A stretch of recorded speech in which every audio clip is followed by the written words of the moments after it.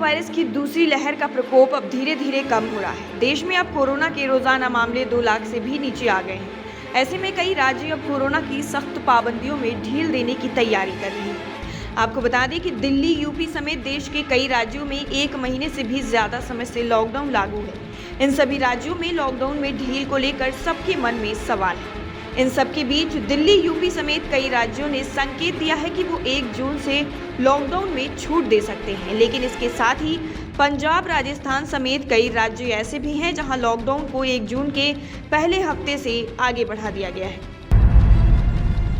चक्रवात यास से बंगाल और ओडिशा को पहुंचे नुकसान का आकलन करने प्रधानमंत्री नरेंद्र मोदी की ओर से शुक्रवार को कोलकाता में बुलाई गई बैठक में बंगाल की मुख्यमंत्री ममता बनर्जी के शामिल नहीं होने पर दिल्ली तक सियासत गर्मा गई है।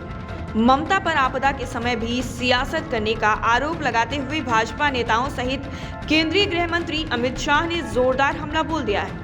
शाह ने कहा कि दीदी का आचरण दुर्भाग्यपूर्ण है। चक्रवात ने कई लोगों को प्रभावित किया है और उनकी सहायता करना समय की मांग है, लेकिन दुख की बात है उन्होंने अहंकार को जन कल्याण से ऊपर रखा है। उनका क्षुद्र व्यवहार तो यही दर्शाता है। भारतीय तटरक्षक बल यानी इंडियन कोस्ट गार्ड को आज यानी शनिवार को स्वदेशी निर्मित और प्रधानमंत्री नरेंद्र मोदी द्वारा शुरू किए गए मेक इन इंडिया के तहत आईसीजी शिप सजाग रूप में एक नया पहरेदार मिलेगा।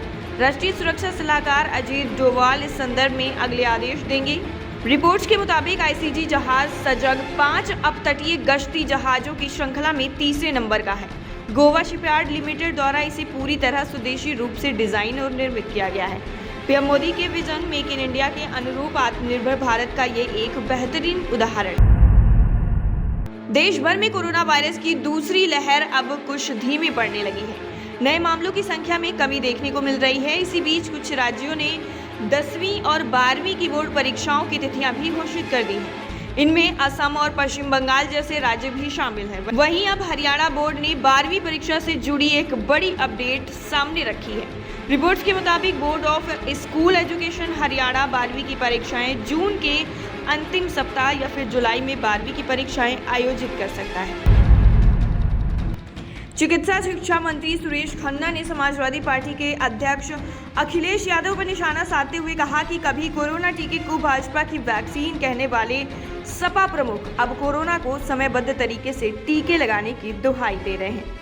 योगी सरकार की कोविड प्रबंधन की तारीफ विश्व स्वास्थ्य संगठन, इलाहाबाद व मुंबई हाई कोर्ट और नीति आयोग जैसे प्रतिष्ठित संस्थान कर रहे हैं। ऐसे में अखिलेश जैसे अफवाहबाज बंद कमरों में बैठकर घृणित राजनीति करने से बाज नहीं आ रहे। हमारे चैनल से जुड़े रहने के लिए सब्सक्राइब करें हमारा चैनल सो न्यूज़ 24 और ऐसी ही ताज़ा तरीन खबरें जानने के लिए बेल आइकन को हिट करना ना भूलें।